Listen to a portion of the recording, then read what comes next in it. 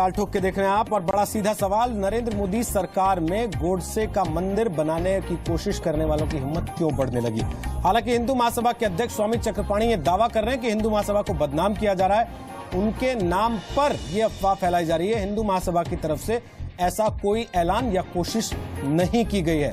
हिंदू महासभा के अध्यक्ष स्वामी चक्रपाणी खुद हमारे साथ हैं, सुधांशु मित्तल बीजेपी के नेता हमारे साथ हैं, अखिलेश प्रताप सिंह कांग्रेस के प्रवक्ता हमारे साथ हैं और राजकुमार भाटी समाजवादी पार्टी के नेता हमारे साथ हैं। राजकुमार जी, आपसे सवाल पूछूं उसके पहले अखिलेश जी आप कुछ कहना चाह रहे थे, आप बोलिए अपनी बात। मैं सुधांशु जी की कुछ बातों का जवाब देना चाहता था।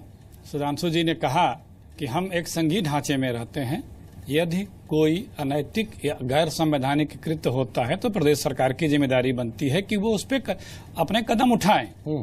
ठीक है, ये सत्य भी है, लेकिन यदि प्रदेश सरकार अपने कृत्यों का निर्वहन कानून व्यवस्था इस तरह के मामले में नहीं निर्वहन कर रही है तो यही संवैधानिक ढांचा केंद्र सरकार को अधिकृत करता है कि आप सरकार को चेताएं, कदम उठाएं, आवश्यक निर्देश दें और स्वयं कार्रवाई करें। तो यदि आप 7 महीने में ये मान रहे हैं कि प्रदेश की सरकारें नहीं कार्रवाई कर रही है तो आप क्यों बैठे हैं? फिर ओवरऑल मॉनिटरिंग का जिम्मा आपका है, ये तो डेलीगेटेड पावर्स हैं। पहला सवाल। दूसरा जवाब मेरा ये है कि जब नाथूराम के भाई जो जेल से आजीवन कारावास छूट के आए थे तो बीजेपी, आरएसएस और तमाम संगठनों ने किस भव्यता के साथ उनका स्वागत करते हुए जुलूस के साथ उन्हें महिमा मंडित किया था। जिस दिन माननीय मोदी जी ने डपटा मीडिया में आया कि उन्होंने बड़ी सख्ती के साथ अपने सांसदों नेताओं से कहा है कि लक्ष्मण रेखा है, आगे न बढ़ें, उसी दिन कलकत्ता में माननीय संघ प्रमुख ने क्या कहा, दूसरे दिन दिल्ली में उन्होंने क्या कहा, जस्ट उनकी बातों का रिवर्स। जो लक्ष्मण रेखा बता रहे थे माननीय मोदी जी, उसको फिर उन्होंने कहा कि ये सही है, ये तो हो के रहेगा, ये किया जाता रहेगा। तो ये सिंघल जी ने भी कहा। तो अब आप कहने से नहीं काम चलेगा, अब आप सत्ता में हैं, आपको कदम उठाने हैं, वो कदम आपका बताएगा। मैंने पहले ही आपसे पूछा था कि आप समाजवादी पार्टी को इतना डिस्काउंट देकर क्यों चलते हैं? हम डिस्काउंट नहीं देते चल रहे हैं, ये अभी क्या एक दिन हुआ है, इसलिए हम इन्हें समय दे रहे हैं। आगरे वाले में इन्होंने एफआईआर किया, बंद किया, हम हालांकि 2-3 दिन टाइम लगाया इन्होंने। और ये अभी एसपी का बयान मैंने सुना है कि कोर्ट से परमिशन लेके हम करेंगे, अगर वो नहीं करेंगे तो उन्हें भी हम बख्शेंगे नहीं। लेकिन जो 7 महीने में यदि हमारे सुधांशु जी कह रहे हैं जब से इनकी सरकार है कि प्रदेश सरकार का जुरिडिक्शन है, तो अगर प्रदेश सरकार के जुरिडिक्शन में कहीं प्रदेश सरकार काम नहीं कर रही है तो आपका जुरिडिक्शन शुरू हो जाता है। आप क्यों बैठे हैं? फिर जवाबदेही जिम्मेदारी आपकी है। बाटी जी बोलिए अपना पक्ष। कानून व्यवस्था का मसला उठाया और आप भी अखिलेश जी भी कह रहे हैं, मुजफ्फरनगर में दंगा हुआ, उसमें संजीव बालियान दोषी थे, उनके खिलाफ मुकदमा हुआ, जेल भेजा गया, इन्होंने केंद्र में मंत्री बना दिया। दूसरे इनके एमपी गिरिराज सिंह चुनाव के दौरान में कहते थे जो हमें वोट नहीं देगा उसे पाकिस्तान भेज देंगे, उसे इन्होंने केंद्र में मंत्री बना दिया।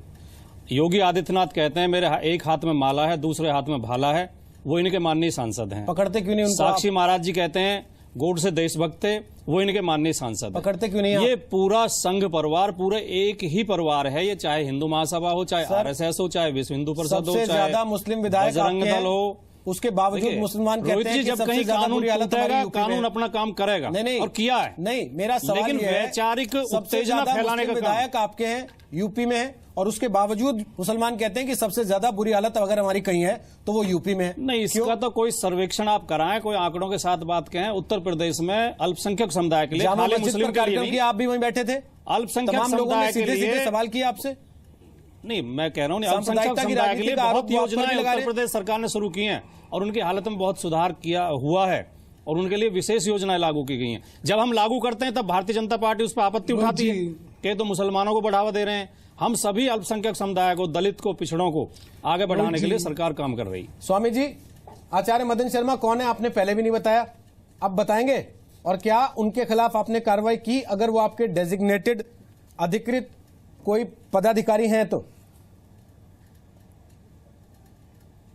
देखिए ऐसा है, मैं पहले ही रोहित जी बता दिया कि हमारे हाथ में देखो संविधान है और इसके मुताबिक हम एक ही महामंत्री होता है, एक ही राष्ट्रीय अध्यक्ष होता है, 6 उपाध्यक्ष होते हैं और इसमें कहीं आचार्य मदन जी नहीं है। हमारे महामंत्री डॉक्टर इंदिरा हैं, जो आप कहेंगे तो इनको सामने बैठा दूंगा और इन सब लोगों से कोई वो नहीं है। अभी प्रदेश अध्यक्ष का फोन आया, बोले कि स्वामी जी हो तो शायद प्रदेश अध्यक्ष, प्रदेश महामंत्री कर रहे हैं। तो सवाल इस बात का है कि ऐसे लोग मीडिया जानबूझ करके, हमें लगता है मीडिया की करामात है, जो भी बोल देते हैं लोग लिख देते हैं, तो इससे हम लोग का हिंदू महासभा का कोई संबंध नहीं। हमारे पास महापुरुषों की रोहित जी कमी नहीं है। हमारे देश आजाद करने में बंद रखिए और कहिए कि मीडिया की करामात है, लोगों ने बलिदान दिया। चाहे बंद रखिए और कहिए मीडिया की करामात है, रास बिहारी बोस जी हो, तो हमारे यहाँ महापुरुषों की कमी नहीं है। तो निश्चित रूप से अगर जो प्रतिमा लगानी होगी तो हम लाला लाजपत राय जी की लगाएंगे, पंडित मदन मोहन मालवीय जी की लगाएंगे, जो ये लोग अध्यक्ष रहे, वीर सावरकर की लगाएंगे, श्यामा प्रसाद मुखर्जी की लगाएंगे, जो 2 बार अध्यक्ष रहे, लाला हरदयाल की लगाएंगे, जो देश की आजादी के लिए गदर पार्टी की स्थापना की।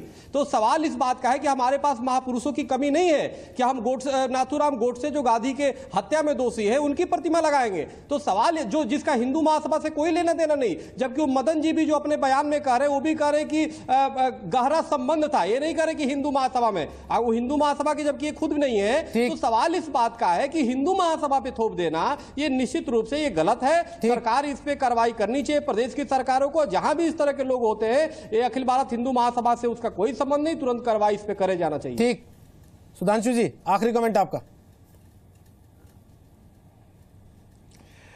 रोहित जी, अभी आपने सुना कि 7 महीने से क्यों नहीं कार्रवाई हुई। अभी खुद ही कह रहे कि अच्छा देखिए वो जो था मथुरा में जो हुआ था इसमें कार्रवाई हुई तो ठीक है और अभी समय दूंगा। खुद तो अखिलेश जी समय देंगे और सोचते हैं केंद्र सरकार जो है इनको कल जो है उठा के डिसमिस कर दे। ये मानसिकता इनकी हो सकती है, तानाशाही इनकी हो सकती है। हम संविधान के दायरे में चलते हैं, हम संविधान के हिसाब से काम करने वाले हैं।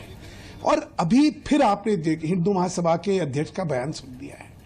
मेरा क्या कहना है, ऐसे फ्रिंज लोग होंगे, उनको अगर हम लोग तवज्जो देंगे, उनको मीडिया में कवरेज देंगे, उन पे चर्चाएं करवाएंगे तो इनको हम प्रोत्साहित करेंगे, इनके हौसले हम बढ़ा देंगे। जब अध्यक्ष कह रहे हैं कि इनसे कोई लेना देना नहीं है, महामंत्री नहीं है, हिंदू परिषद के अध्यक्ष के बारे में कह रहे हैं। अखिलेश जी आप में कब तमीज आएगी? नहीं, अखिलेश जी आप में कब तमीज आएगी? नहीं, आपने बड़ी बात आप इतने सभ्य आदमी थे, आपको हो क्या गया है? नहीं, आजकल आपने तो बिल्कुल तमीज ही खत्म कर दी है। मैं बोला मुझे बोलने दीजिए, आपने दमो अपनी बात रखिएगा ना आगे। आप माननीय आरएसएस प्रमुख के लिए भी बात कर रहे हैं क्या? दिखाता है कि कितने इंटॉलरेंट है आप।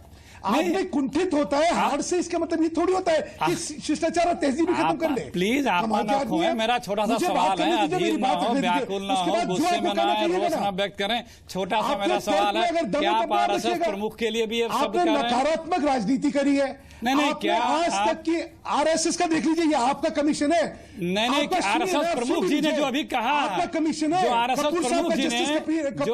प्रमुख जी ने कलकत्ता में, दिल्ली में कहा था अभी पिछले 10 दिन पहले, हम उन प्रमुख की बात कर रहे हैं। आपको इस समय कुंठा हो गई है हारने की कि आप कुछ भी बढ़ देंगे? आप अर्गल बोलते जाते हैं, इतना कुंठित ना हुई। पराजय हर एक की होती है, लेकिन पराजय में अपना भाव भंगिमा तो आपकी दिखा रही है। कांग्रेस पार्टी को अपना संतुलित करना चाहिए। आप झूठ बोलना चालू कर दे, आप कुतर्क चालू कर दे। सवाल क्या पूछ लिया, आप तो नाराज हो गए। शिष्टाचार भी खत्म कर गए। मैंने सवाल क्या पूछ लिया, आप नाराज हो गए। मुझे बोलने दीजिए, उसके बाद जो आपको बोलना आप बोलिएगा। मैंने सवाल पूछ लिया, शिष्टाचार ही खत्म हो गया है। मुझे तो बड़ा सभ्य इंसान लगते हैं आप। सभ्यता आपकी क्या हो गई है? मुझे बोलने दीजिए, मेरा काम खत्म हो, उसके बाद जो आपको बोलना बोलिए। आप जब बोलते हैं मैं बीच में टोकता हूँ क्या? मैं कभी नहीं टोकता। आप शिष्टाचारी खत्म हो गया, क्या कर रहे हैं? मेरा निवेदन है आप दोनों से, कमाल है। छोटा सा सवाल। अब रोहित जी प्लीज, 1966 का कमीशन जो था, अरे हम 15 दिन पहले की बात बता रहे हैं, हम 15 दिन पहले का सवाल कर रहे हैं। जो आरएसएस प्रमुख जी ने कलकत्ता में बोला। मेरा आप दोनों से निवेदन है, मेरा आप दोनों से निवेदन है, कुछ तो सभ्यता रखवाइए। रोहित जी कुछ तो सभ्यता रखवाइए। आखिरी कमेंट सुधांशु मित्तल साहब, आप पूरा नहीं कर पाए थे, मैं चाहता हूं अब पहले आप अपनी बात रख लें, आखिरी कमेंट लिखिए। आखिरी कमेंट ये है कि इस समय देश में सुशासन चाहिए, देश में विकास चाहिए। इस तरह के जिसको फ्रिंज एलिमेंट्स कहते हैं, लोग अगर कुछ करने की कोशिश करें उनको अपने को इग्नोर कर देना चाहिए, उनको बढ़ावा ना दें, उनका दिखा के। क्योंकि इस समय ये देश की प्राथमिकता नहीं है और कम से कम हमारी राज्य सरकार की प्राथमिकता नहीं है। और कुतर्क और कुंठित भाषण दे दे के कांग्रेस को लगता होगा कि हमारा कुछ नुकसान होने वाला, हमारा कुछ नहीं होने वाला है। देश की जनता बार बार उनको नकार रही है सिर्फ इस नकारात्मक राजनीति की वजह से।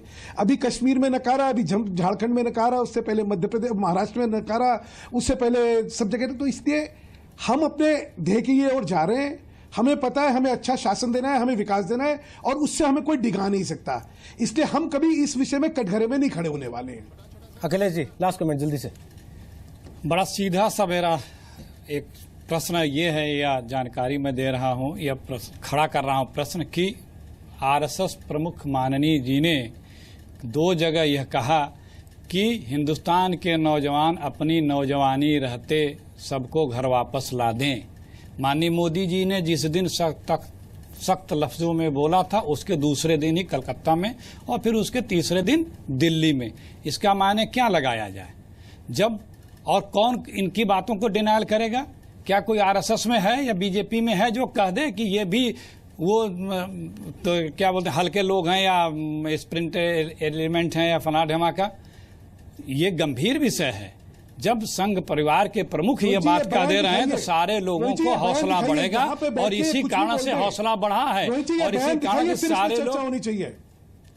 हाँ, टीवी पे लाइव आया था, टीवी पे लाइव आया था उनका। कुछ भी अर्गल बयान देने की तो दिखाइए। अरे लाइव आया था टीवी पे, दिखाइए फिर चर्चा करें ना। इनकी आदत है अर्गल रोज इनकी आदत है कि किसी का पैर का पदम चिन्ह बना देते हैं। कौन? तो सबको पता है। दिखाइए, उस पर आप चर्चा अभी करें। यहाँ पे आके कुछ भी बोल देते हैं, इनका क्या कहना है? आप कहिए, खंडन करिए। फिर इनकी विश्वसनीयता नहीं है इनके। नहीं, अगर कहा हो तो, यदि कहा हो तो राष्ट्रीय नहीं, यदि कहा हो तो आप क्या कहेंगे? कर देते हैं। यदि कहा हो तो आप क्या कहेंगे? नहीं, चलिए आपकी बात एक मिनट मानता हूँ, 1 मिनट के लिए आपकी बात मानता हूँ। यदि कहा होगा तो क्या करेंगे आप? टीवी पे मैंने आपसे कहा था मोदी का बयान दिखाइए, यदि मैं राजनीति छोड़ दूंगा। आप तब गलत बात करके भाग गए। चलिए, आपकी बात आपका ये चरित्र रहा है। आप अर्जल बयान देकर थोड़ा हमारा भी सुन लें। यदि कहा हो तो आप क्या कहेंगे? यदि कहा हो तो आप क्या करेंगे? मैं फिर कह रहा हूँ, नहीं, यदि कहा हो तो आप बताएं क्या करेंगे? बजाय नहीं, आप बता दें कि यदि कहा हो तो आप क्या करेंगे, आप बताएं। हम अभी बता क्या दे भाई, पहले होने दो।